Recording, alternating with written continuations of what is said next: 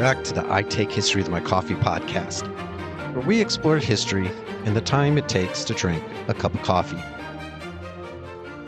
Philip II, Letter to the Duke of Feria, 1558. I think they would be happy with any sovereign except me. It's the Feast of St. Lawrence, on August 10th, 1557. A road runs south through the farmland of Picardy, 40 kilometers to Paris, and it is open. The French army has come to relieve the garrison at Saint-Quentin.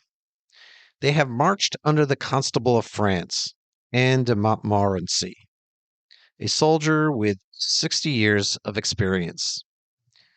What they encounter on the road is a combined Habsburg force under Emmanuel Philibert of Savoy, with a Flemish count named Lamoraal van Egmont at its head, leading the cavalry.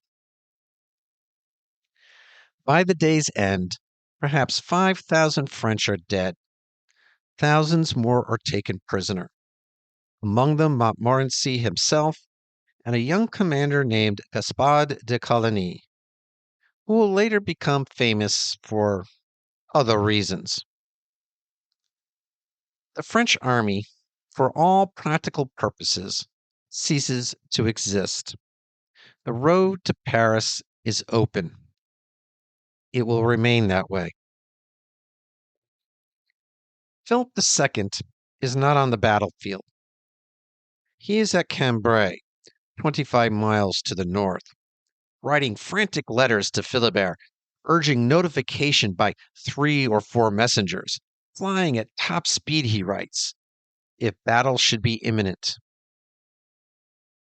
Battle is not waited for.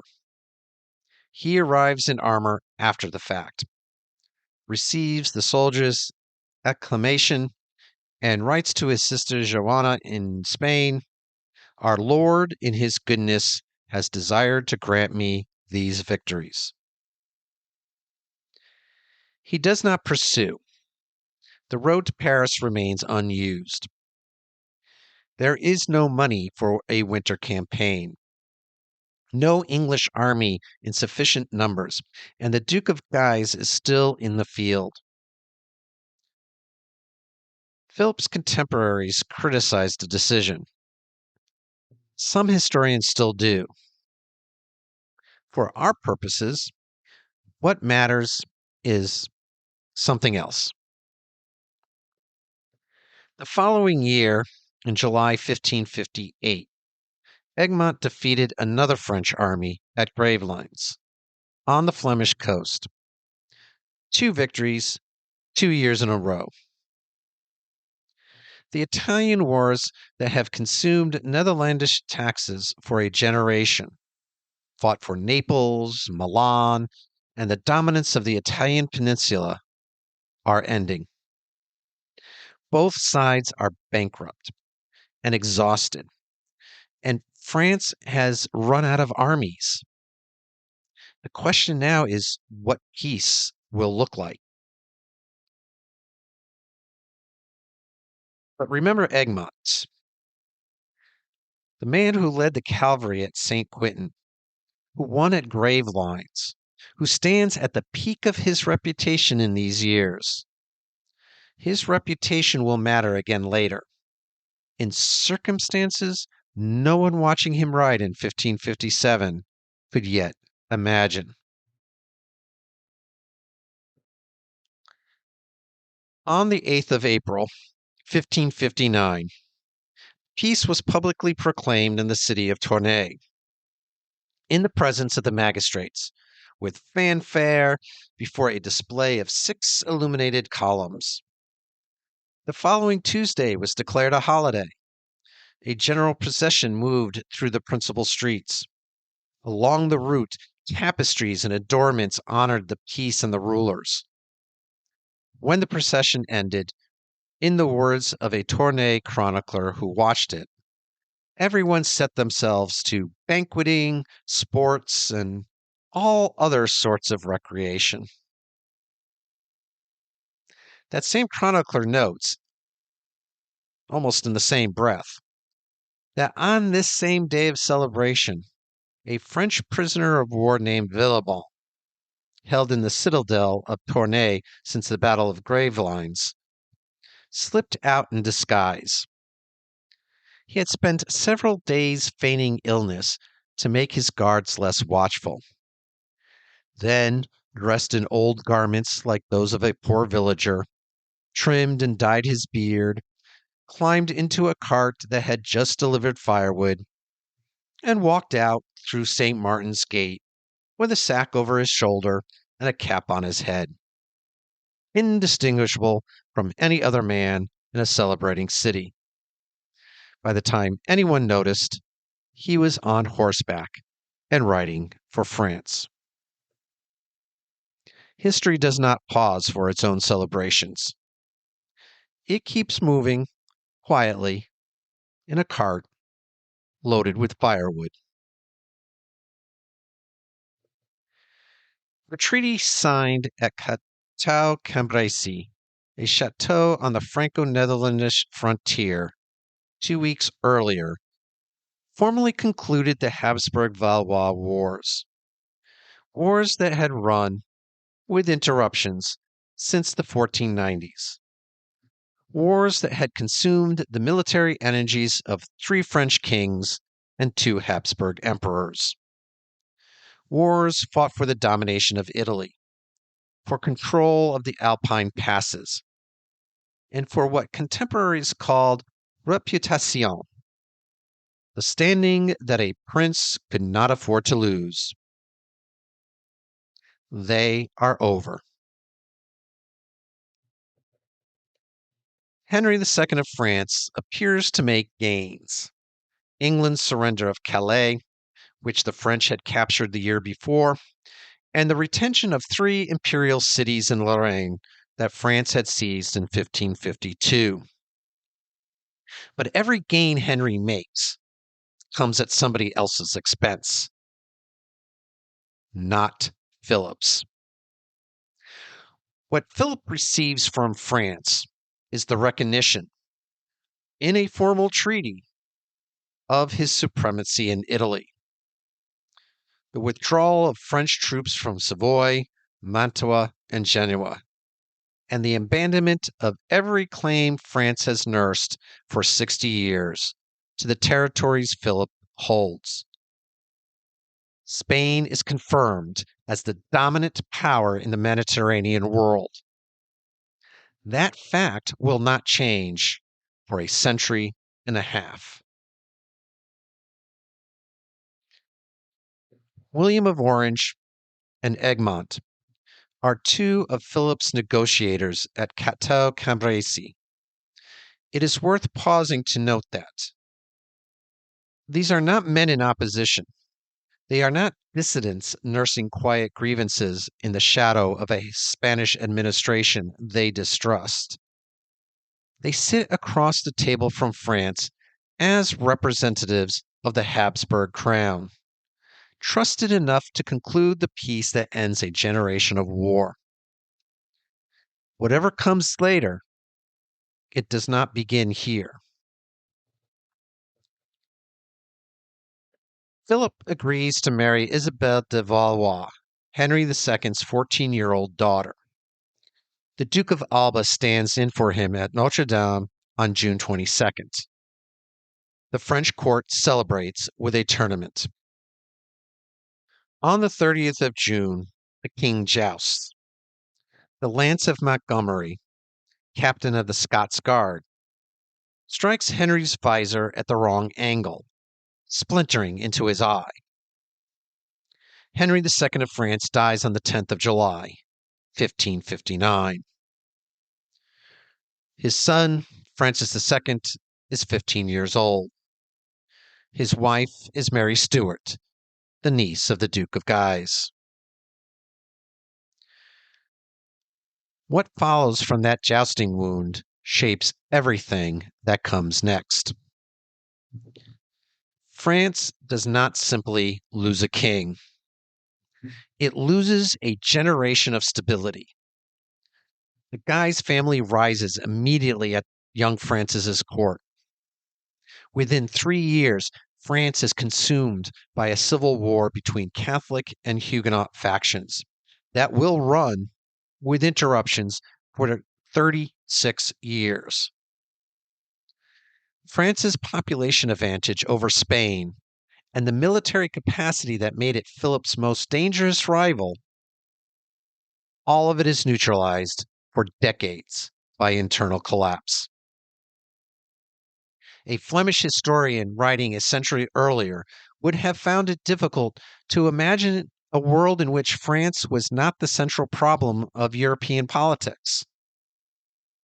After July 1559, it temporarily ceases to be.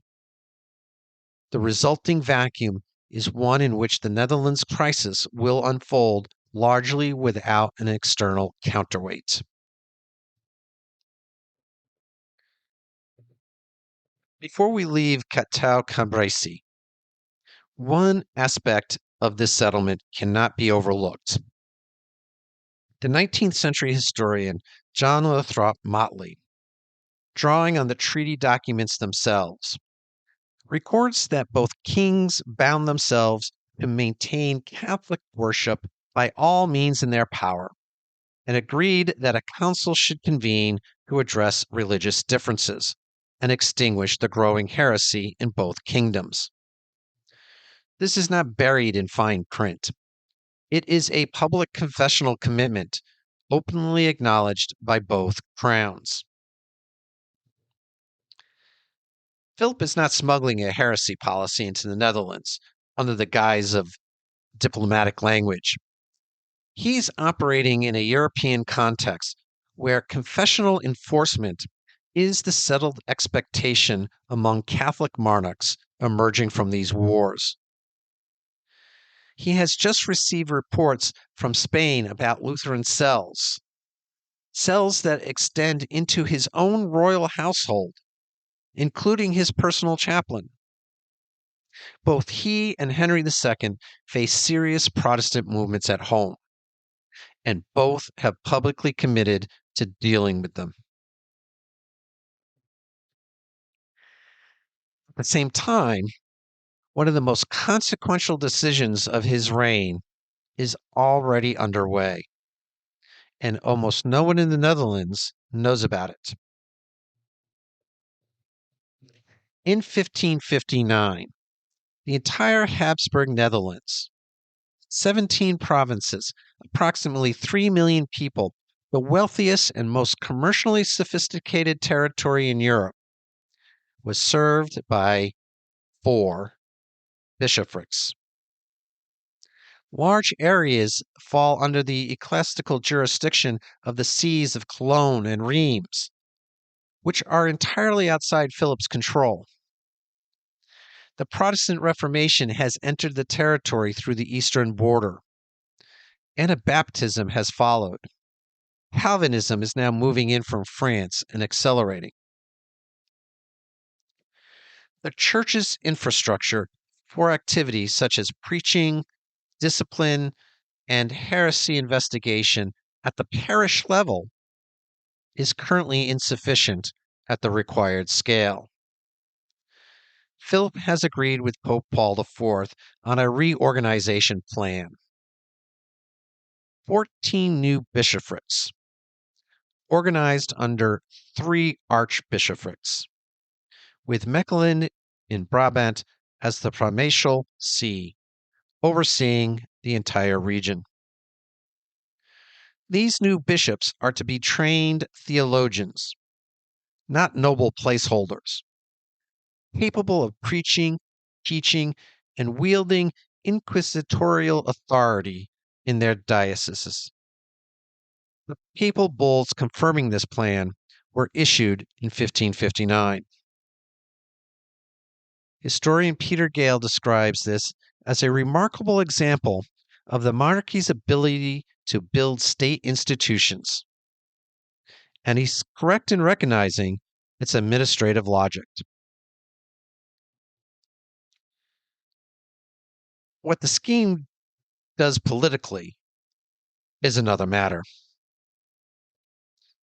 The old bishoprics of the Netherlands were not, in practice, primarily pastoral institutions. They were patronage resources. Noble families had used them for generations to provide income, position, and influence for younger sons who could not inherit the family estates. A bishop from your family meant a voice in the church's affairs and a reliable share of ecclesiastical revenue. The new structure does not merely reform the church's pastoral arrangements, it removes a major source of noble influence and patronage. Overnight, without consultation or warning. The financing mechanism makes matters worse. 10 of the 14 new bishoprics are to be endowed from the revenues of nearby abbeys. The abbots of Brabant, men who sit in the states of Brabant, representing the clerical order in the Netherlands' most powerful provincial assembly, will see their institutions absorbed and their revenues redirected. They will resist, and because they sit in the states alongside the nobility and the towns, they will find allies. And then there is Granvelle.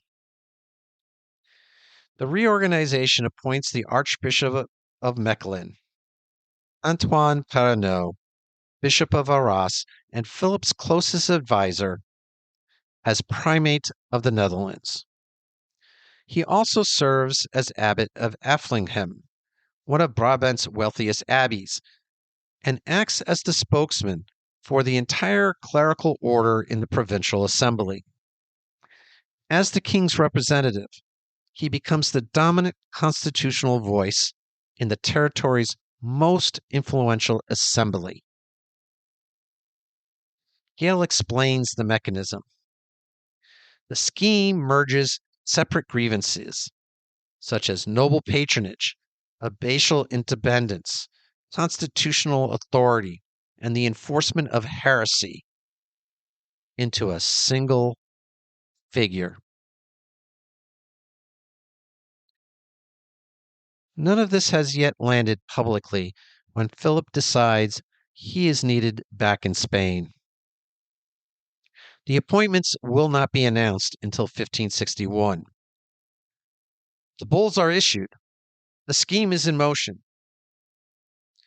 No one who will be watching the fleet leave Flushing will have any idea. So now Philip needs a regent. The obvious choice is Emmanuel Philibert of Savoy, his most capable military commander, the man who won at Saint-Quentin, and the one who commands the respect of the Netherlandish grandees and the prestige of a soldier's reputation. Philibert refuses. The peace has restored his duchy to him. He goes home. Philip then turns to Margaret of Parma, his illegitimate half-sister, born in the Netherlands and raised from age 7 in the Italian courts of Florence and Rome, thoroughly formed by that world and unfamiliar with this one. She is 37. She arrives in Brussels in October 1559, after Philip has left. A contemporary Flemish chronicler records the appointment. Philip appointed his sister, Margaret of Parma, as governess, entrusting all tasks of governance to her. He asked the estates to be as obedient to her as to him. The estates so promised. She has the title. What she lacks is the authority that the title implies. Philip spends several weeks instructing Margaret in person before his departure. He then gives her written instructions that systematically and explicitly constrain her authority. She is to report every matter of note to Madrid. She is to take no significant decision without consulting Philip first. She is given a predetermined ranked list of candidates for ecclesiastical appointments to be filled in strict order of seniority. No discretion, no judgment, no reading of local conditions. On the question of heresy policy, she has no room to maneuver at all. The system Philip is building is not a regency in the sense the Netherlands has known.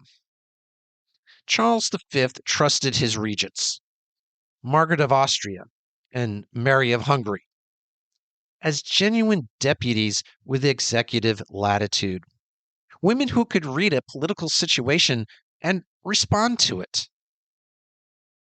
What Philip creates is something different, a mechanism for implementing decisions made in Madrid at the speed of a letter crossing France. The Netherlands political class has real institutional power and a historical sense of its own liberties. Philip is building a system that cannot speak either.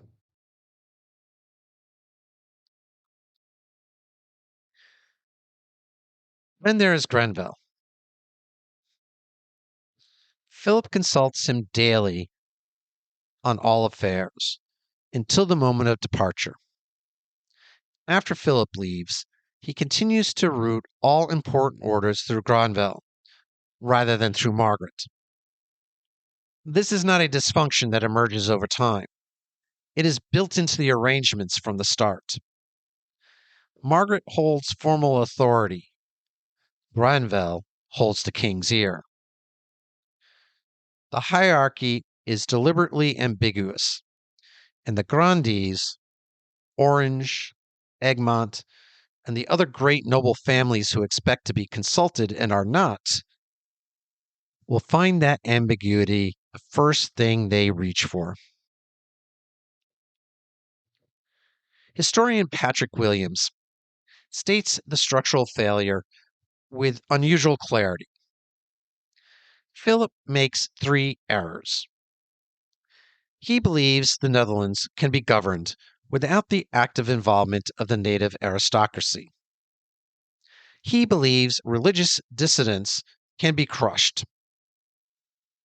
And he believes that a government operating in Brussels can function effectively even as all major decisions are made in Madrid on timelines that have nothing to do with political reality on the ground. These are not minor miscalculations. They are the architecture of the Regency itself. Gale, writing from a Netherlandish perspective, finds a more atmospheric formulation. The inner council, Grenville, and the two loyal Netherlandish administrators, Viglius and Berlaymont, knew no law but the king's will and waited for directions from Madrid on the country's policy. The helpless hankering after orders from Madrid. That image is the governance model in miniature.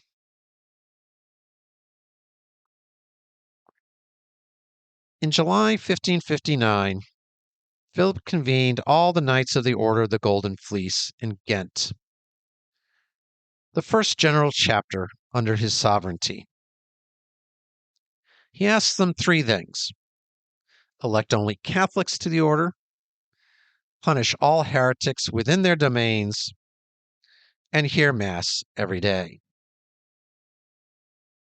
The first passes. The second and third provoke direct, collective, formal resistance. Several knights argue that existing heresy legislation is already adequate.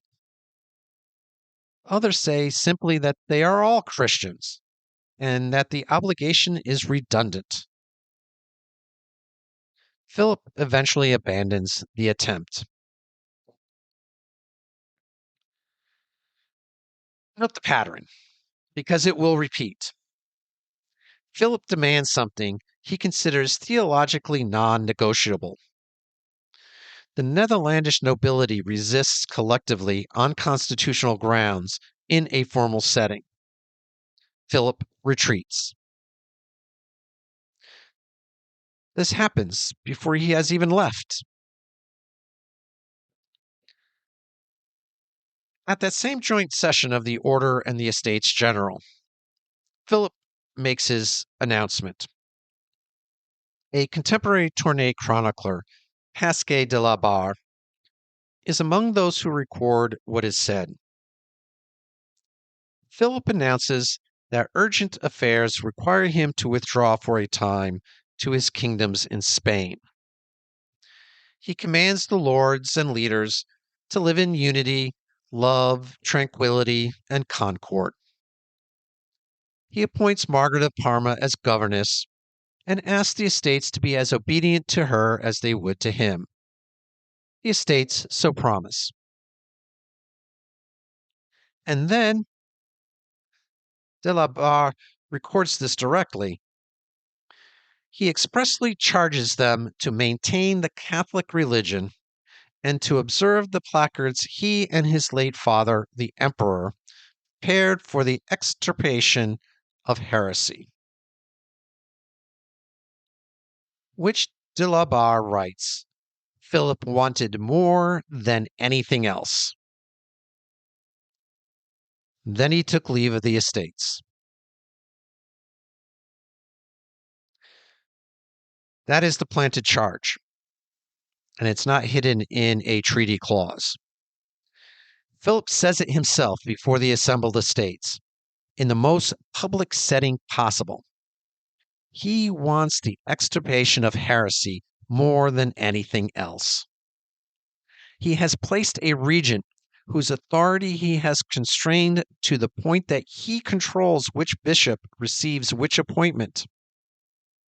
He has placed a chief minister whom the grandees resent and who will, in 1561, be elevated simultaneously to the Archbishopric of Mechlin and to cardinal, making him the institutional focal point of every grievance the reorganization generates. And the thing Philip wants more than anything else is the thing his governance model is least capable of delivering.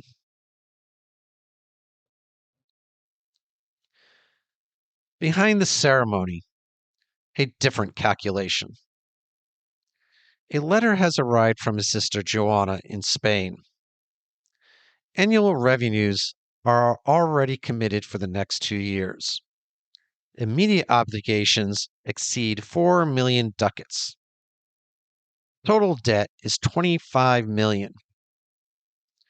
She insists he return as soon as he can. He reads it. He writes in the margin, the council is not to see this. And he concludes, I do not wish to deal with these matters. I want to do what I know is best for me, which is to leave. The concealment is the confession. He is not leaving because the Netherlands is in order. He is leaving because Spain is not. And he chooses Spain instead.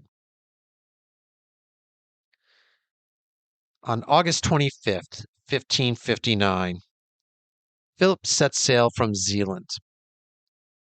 A fleet of about 90 ships, 20 Spanish, 30 Netherlandish, and 40 others, departs in the mid-afternoon under a light easterly wind. Egmont and Orange bid farewell on the quay. Philip writes to Granvelle just before sailing, I'm leaving with grave concerns about what I will find. He will never return. But let's take stock of what he leaves behind. The richest territory in Christendom, with a political class that has real institutional power, real provincial assemblies with real fiscal leverage, and a deep historical memory of its own liberties. A regent whose authority is constrained by written instructions that specify which ecclesiastical candidates may be appointed and in what order. A chief minister already resented by the entire noble class, who is about to be handed the most powerful constitutional position in the territory's most important provincial assembly. A bishopric reorganization that has been set in motion in secret and will land publicly in 1561 like a stone in still water. A heresy policy that Philip has stated publicly and regards as absolute, imposed on a territory where heresy is already too widespread to be addressed without a political cost that no regent operating from Brussels with instructions from Madrid could possibly absorb. And a nobility, Orange, Egmont, the great Netherlandish houses, who are still, for now, loyal. They have negotiated this peace. They have commanded the king's armies. They have stood on the quay at Flushing and said farewell. Whatever they may become later, they are not that yet. These are the conditions Philip sets when he sails. Individually, they are not catastrophes. Any one of them might have been managed by a different governance model, a different regent, or a different speed of communication between Brussels and Madrid. But they are not individual. They are a system, and the system has no mechanism to absorb the resistance it is about to generate. What happens next is the story. In our next episode, the early years of Margaret's regency and the gathering storm clouds over the Netherlands. As always, maps and other supporting resources for all episodes are listed in the episode description. In the meantime, for more historical content, become a free or paid Substack subscriber and get related historical content delivered to your inbox. We're on Facebook, Instagram, and Threads. Feedback and comments are welcome at itakehistory@gmail.com. Or you can leave a review on Apple Podcasts or on Spotify. You can also help support this podcast by buying me a coffee at buymeacoffee.com/itakehistory. If you know anyone else who would enjoy this podcast, please let them know. And thanks for listening.